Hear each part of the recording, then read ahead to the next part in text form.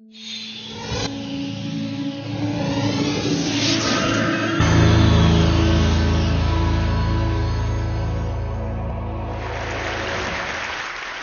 I'm going to talk about work, specifically why people can't seem to get work done at work, which is a problem we all kind of have.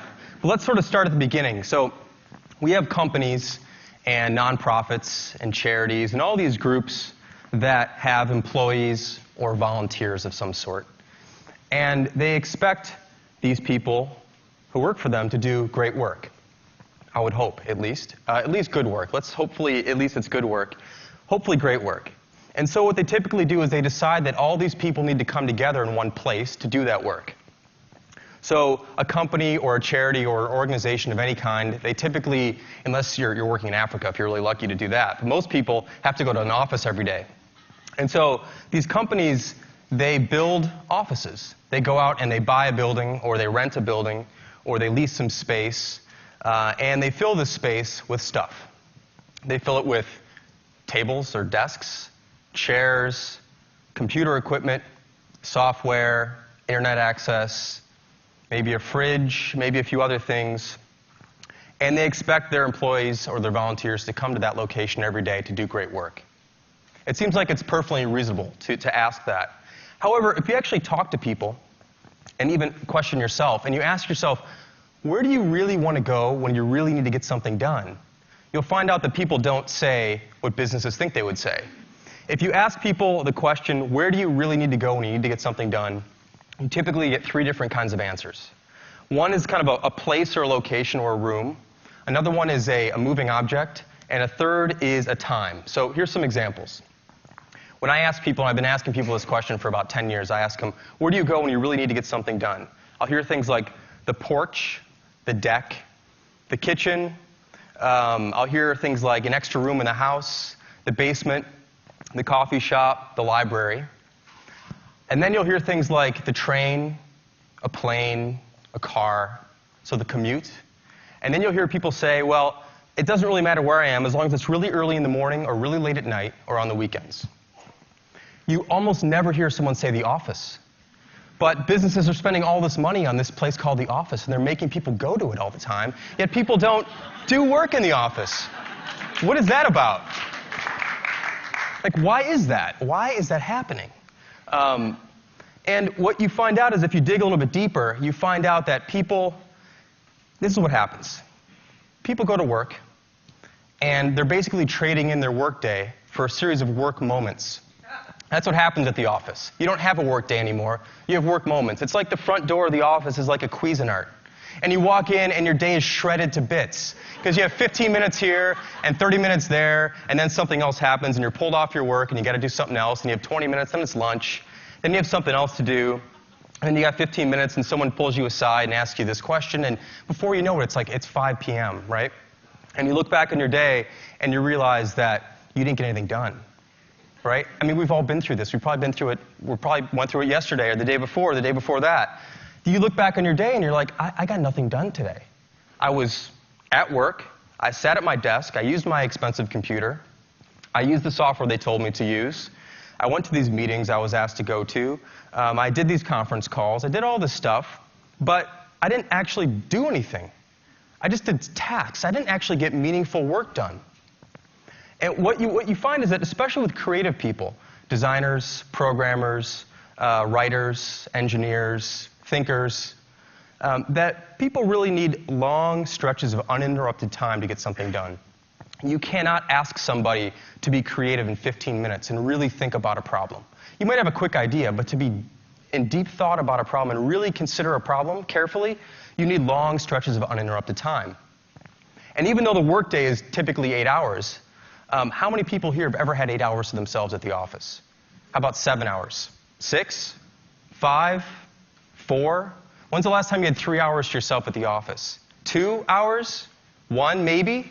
Very, very few people actually have long stretches of uninterrupted time at an office.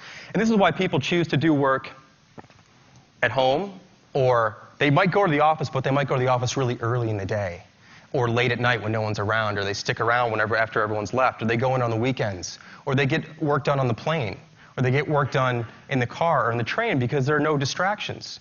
Now, there are different kinds of distractions, but there aren't the really bad kind of distractions, which I'll talk about in just a minute. And this sort of whole phenomenon of having like short bursts of time to get things done reminds me of another thing that doesn't work when you're interrupted, and that is sleep. I think that sleep and work are very closely related. And it's not just that you can work while you're sleeping and you can sleep while you're working. That's not really what I mean. I'm talking specifically about the fact that sleep and work are phase-based or stage-based events. So sleep is about sleep phases or stages. Some people call them different things. There's 5 of them.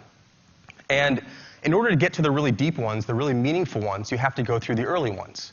And if you're interrupted while you're going through the early ones, so if someone bumps you in bed or there's a sound or whatever happens, you don't just pick up where you left off. If you're interrupted and woken up, you have to start again. So you have to go back a few phases and start again. And what ends up happening, sometimes you might have days like this where you wake up at 8 in the morning or 7 in the morning or whenever you get up and you're like, man, I didn't really sleep very well. I did the sleep thing, I went to bed, I laid down, but I didn't really sleep. Because sleep is not, people say you go to sleep, but you really don't go to sleep. You go towards sleep. It just takes a while. You got to go through these phases and stuff. And if you're interrupted, you don't sleep well. So how do we expect, like, does anyone here expect someone to sleep well if they're interrupted all night? I don't think anyone would say yes. Why do we expect people to work well if they're being interrupted all day at the office? How can we possibly expect people to do their job if they're going to the office to be interrupted? That doesn't really seem like it makes a lot of sense to me. So what are these interruptions that happen at the office that don't happen in other places? Because in other places you can have interruptions like you can have, the TV, or, you could go for a walk, or there's a fridge downstairs, or you've got your own couch, or whatever you want to do. And if you talk to certain managers, they'll tell you that they don't want their employees to work at home because of these distractions. They'll also say that sometimes they'll also say, well, if I can't see the person, how do I know they're working? Which is ridiculous, of course, but that's one of the excuses that managers give. And I'm one of these managers. I understand, like, I know how this goes. We all have to improve on this sort of thing. But oftentimes they'll cite distractions. I can't let someone work at home. They'll watch TV. They'll do this other thing. It turns out that those aren't the things that are really distracting. Because those are voluntary distractions. You decide when you want to be distracted by the TV. You decide when you want to turn something on. You decide when you want to go downstairs or go for a walk. At the office, most of the interruptions and distractions that really cause people not to get work done are involuntary. So let's go through a couple of those.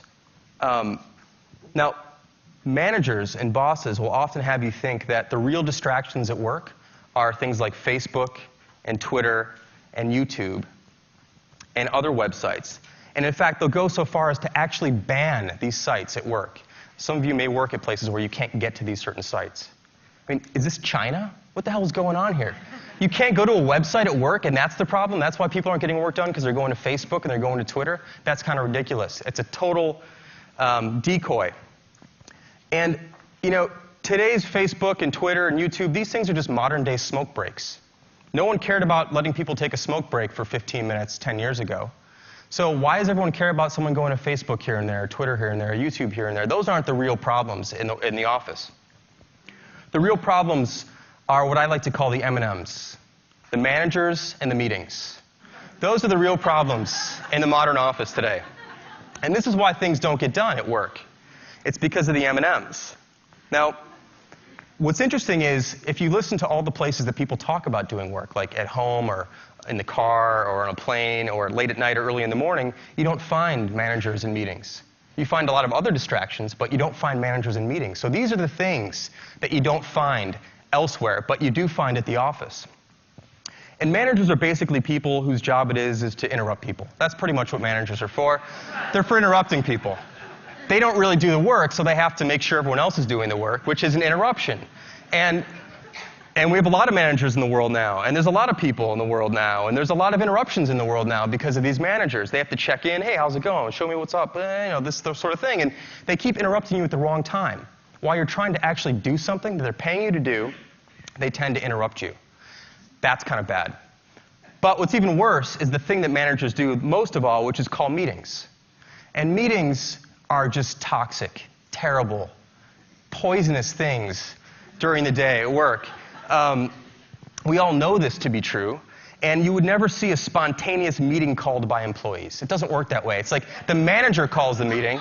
so the employees can all come together. And it's an incredibly disruptive thing to do to people, is to say, hey, look, we're going to bring 10 people together right now and have a meeting. I don't care what you're doing. Just, you got to stop doing what you're doing so you can have this meeting. I mean, what are the chances that all 10 people are ready to stop? What if they're thinking about something important? What if they're doing important work? All of a sudden, you're telling them they have to stop doing that to do something else. So they go into a meeting room, they get together, and they talk about stuff that doesn't really matter, usually, because meetings aren't work. Meetings are places to go talk about things you're supposed to be doing later. But meetings also procreate. So one meeting tends to lead to another meeting and tends to lead to another meeting. There's often too many people in the meetings, and they're very, very expensive to the organization. Companies often think of a one-hour meeting as a one-hour meeting, but that's not true unless there's only one person in that meeting. If there are 10 people in the meeting, it's a 10-hour meeting. It's not a one-hour meeting. It's 10 hours of productivity taken from the rest of the organization to have this one-hour meeting, which probably should have been handled by 2 or 3 people talking for a few minutes. But instead, there's a long scheduled meeting because meetings are scheduled the way software works, which is in like increments of 15 minutes or 30 minutes or an hour. You don't schedule an 8-hour meeting with Outlook. You can't. I don't even know if you can. You go 15 minutes or 30 minutes or 45 minutes or an hour. And so we tend to fill these times up when things should really go really quickly. So meetings and managers are 2 major problems in businesses today, especially at offices. These things don't exist outside of the office. So I have some suggestions to kind of remedy the situation. What can managers do, enlightened managers, hopefully, what can they do to make the office a better place for people to work? So it's not the last resort, but it's the first resort. It's that people start to say, when I really want to get stuff done, I go to the office. Because the offices are well equipped. Everything should be there for them to do their work, but they don't want to go there right now. So how do we change that? I have 3 suggestions I'll share with you guys. I have about 3 minutes, so that'll fit perfectly.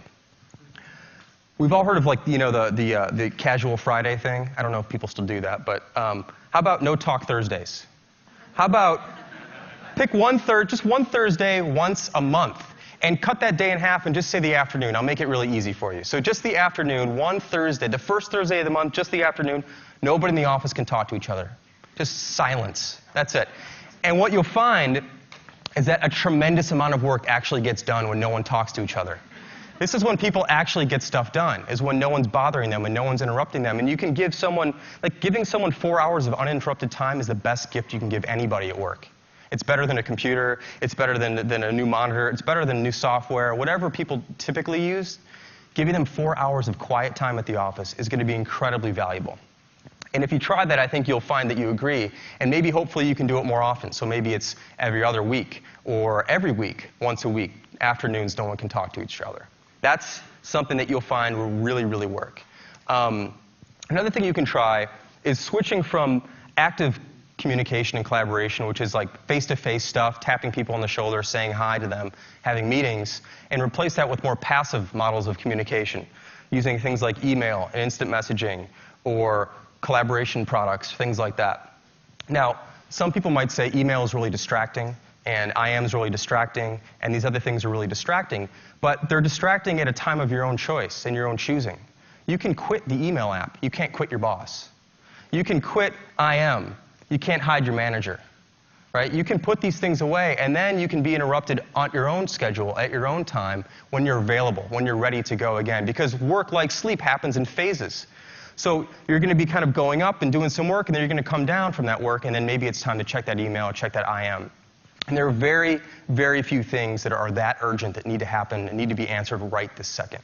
So if you're a manager, start encouraging people to use more things like IM and email and other things that someone else can put away and they can get back to you on their own schedule. And the last suggestion I have is that if you do have a meeting coming up, if you have the power, just cancel it. Just cancel that next meeting.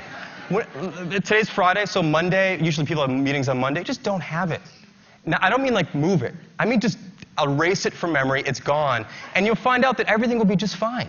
Like all these discussions and decisions you thought you had to make at this one time at 9 a.m. on Monday, just forget about them and things will be just fine. People have a more open morning, they can actually think, and you'll find out that maybe all these things you thought you had to do, you don't actually have to do. So those are just 3 quick suggestions I wanted to give you guys to think about this. And I hope that some of these ideas were at least provocative enough for managers and bosses and business owners and organizers and people who are in charge of other people to think about laying off a little bit and giving people some more time to get some work done. And I think it'll all pay off in the end. So thanks for listening.